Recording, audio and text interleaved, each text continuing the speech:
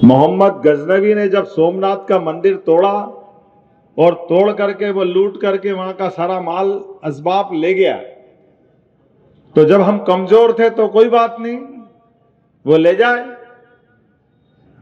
लेकिन जब हम जैसे सक्षम हुए, महादजी सिंधिया अपने उज्जैन के राजा, उज्जैन से तलवार के बल पे अफगानिस्तान के आगे काबुल से जाकर के वहां सोमनाथ का दरवाजा लेके आते और गोपाल मंदिर में लगाते हैं। अपना ये पुराना इतिहास इस बात के लिए एहसास कराता है, चांदी का पन्ने का दरवाजा और गोपाल कृष्ण की दूठी में लगा हुआ हीरा, यहां के लोग अपने उस स्वाभिमान को जिंदा रखने के बाद उस गौरवशाली पल के लिए जीते हैं। ये उसके उदाहरण है, हम सबके लिए सौभाग्य की बात है।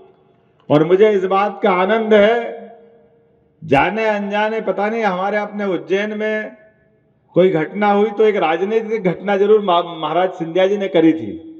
बाबा है ना यहाँ मौजूद? क्या थी बाबा पॉलिटिकल घटना? कि कोई कारण से राजधानी ले जाना थी यहां से ग्वालियर, तो ग्वालियर राजधानी ले जाने में इच्छा तो नहीं थी, लेकिन महाराज जी चले गए, शांत हो गए। दौलत राव जी सिंधिया साहब के समय 1812 में राजधानी गई, तो उनने क्या समीकरण बनाया? एक तो राजधानी ले गए, दूसरा धीरे से एक मंत्र फूंक गया कि भैया यहाँ राजा रात नहीं रहेगा तो परवार ही नहीं पड़ गया, कोई आएगा ही नहीं दूसरा कब्जा करने के लिए। ये थी एक उनकी राजनीतिक रणनीति। अब राजनीतिक रणनीति के हिसाब से हमारे भी जाने अनजाने अपन भी कहते राजा रात नहीं रहेगा, राजा रात नहीं रहेगा। अरे राजा तो बाबा महाकाल है, हम तो सब बेटे हैं उनके, क्यों रात नहीं रहेंगे? बाबा महाकाल के बाल बच्चे हम हैं। अगर हम उनके बच्चे हैं तो, और अगर बाप को मारना है तो दुनिया की कौन सी ताकत महाकाल से बाहर है? क्या नगर निगम के बाहर नहीं रहेगी? ये कैसे हो सकता है? बाबा महाकाल नगर निगम तक ही रहेंगे, ये कौन सी बात? ब्रह्मांड में कहां कोई बच सकता है? बाबा महाकाल ने अगर टेढ़ी निगाह कर ली तो बाबा तो जन्म देने वाले हैं, आशीर्वाद देने वाले हैं। इसलिए बाबा ने कहा डरो मत, तुम्हारे उज्जैन में ही दे देता हूं तो झंझट ही खत्म। आप यही काय का डर है यार? उन्होंने कहा बाबा को ये लोगों का डर मिटाना है। अपन खुश है कि अपन लाए। उनने कहा लाए नहीं दादा, मैं तो तुमको दे रहा हूं। और ये बिल्कुल आनंद की बात है। देखो आप, बहुत अच्छी बात है। अभी बीच में से चिंतामन जी ने कही थी कि उधर मोदी जी ने कहा कि बनारस में संभालता हूं, मोहन जी तुम संभालो उज्जैन, चलने दो हमारा अपना बाबा महाकाल और विश्वनाथ भगवान की। और हमने तो ये सिलसिला चालू रखा है, आज नहीं पिछले 5 साल से हमारी दोनों की बनारस और उज्जैन की एक दोस्ती चल रही है। वो अयोध्या में दीपक का रिकॉर्ड तोड़ते तो हम शिवरात्रि में रिकॉर्ड उज्जैन में तोड़ देते हैं।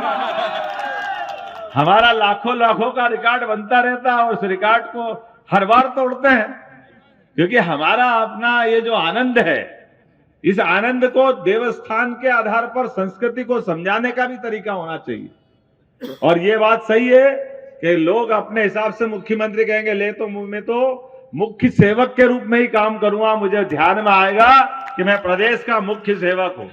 और काम के मामले में परमात्मा की दया है, मैंने कलेक्टर से कहा कि घर बाद में जाऊंगा, पहले केडी गेट का रास्ता दिखाना, बहुत दिन से काम अधूरा पड़ा है, उसका निराकरण करना है। और ये जो सबकी डिमांड है, अनिल जी से बात हुई, दूसरे अनिल जी से बात हुई, इनने कहा कि यार ये थोड़े पैसे कम पड़ रहे हैं तो वो सेंट्रल लाइटिंग नहीं हो रही। मैंने कहा आप चिंता मत करो, तुम्हारा भाई के पास है तो सही, इसमें क्या फर्क पड़ेगा? जो पैसा लगेगा सोनू जी लगा देंगे, गलत तो नहीं है। बीच में सेंट्रल लाइटिंग करेंगे ताकि रोड का अधिकतम उपयोग हो जाए। रोड क्यों छोटा करो? बार बार मकान टूटेंगे नहीं, बार बार क्यों परेशान करना है किसी को? और सुविधा का मामला है तो एक बार में होना चाहिए जो हो जाए। तो 4 करोड़ रुपए लगेंगे तो दे देंगे, कोई परेशानी नहीं है, निश्चित रूप से उसको सुधारेंगे। दूसरी एक और बात, हम आज अपनी जिंदगी तो सबकी थोड़ी है, आज 5-25 साल किसने देखे, लेकिन ये गोपाल मंदिर कब बना था? 1940 के आसपास। और ये चौक बना था और बाईजाबाई का मंदिर बना था। उसके बाद में हमको मालूम है कि इस मंदिर के आसपास का ये पूरा मुख्य बाजार था। अब सर्वाधिक भीड़ पड़ती है। महापौर भी यहाँ बैठे, महापौर जी है ना, महापौर जी से बात हो गई, तैयार हो ना? हमने सांसद विधायक सबसे तो बात कर ही ली कि अपने को पार्किंग की जगह कम पड़ रही है और चौक की जरूरत भी पड़ रही है। जितना ये चौक है तो अपना नगर निगम में आपको पैसा जरूरत पड़ेगी दे दूंगा।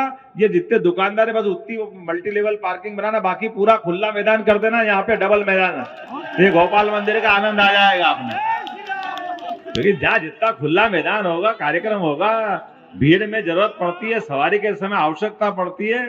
शाही सवारी सिंहस्थ की निकलती यही निकलती है।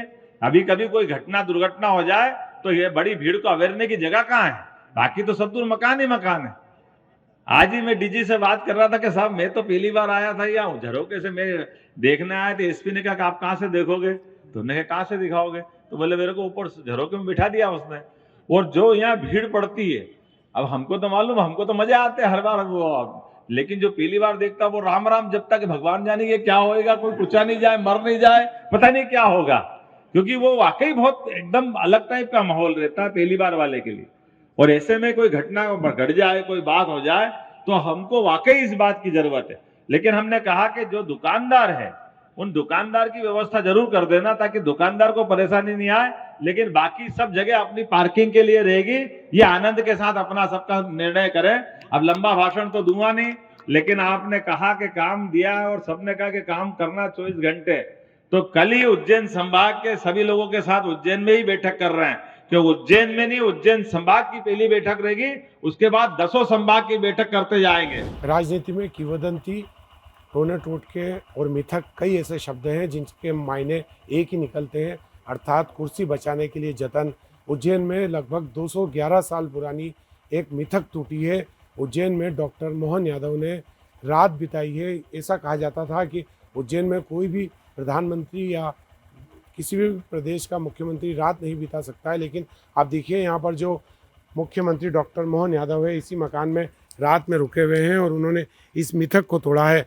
इस मिथक को तोड़ने के पीछे उन्होंने एक कहानी भी जनसभा के दौरान बताई। डॉक्टर मोहन यादव ने कहा कि जो 211 साल पहले जो तत्कालीन राजा हुआ करते थे महादजी सिंधिया, उनका निधन के बाद जो दौलत राव सिंधिया है वो राजधानी को उज्जैन से ग्वालियर ले जाना चाहते थे, लेकिन इस राजधानी को लोग ग्वालियर नहीं ले जाने के पक्ष में थे। इसी के चलते उन्होंने एक प्रचलित कहानी बताई कि उज्जैन में राजा के रूप में महाकाल विराजित है। इसी स्थिति में यहाँ पर कोई राजा रात नहीं रुक सकता। इसी के चलते 211 साल पहले इस मिथक को शुरुआत हुई और इस मिथक को डॉक्टर मोहन यादव ने रात रुककर उज्जैन में इस मिथक को तोड़ दिया है। फिलहाल जो इस मकान में डॉक्टर मोहन यादव रुके हुए हैं उनका पुश्तैनी मकान है, उज्जैन के गीता कॉलोनी इलाके का मकान है।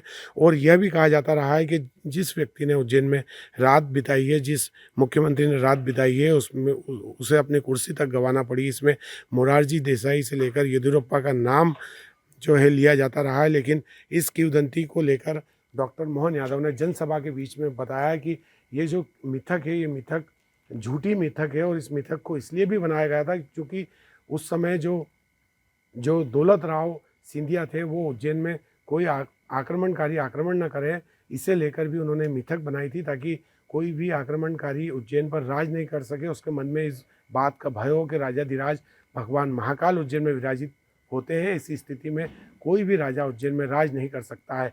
इस मिथक को 211 साल बाद डॉक्टर मोहन यादव ने उज्जैन के लाखों लोगों की मौजूदगी के बीच तोड़ दिया है। Vikram Singh Jat, ABP news, Ujjain.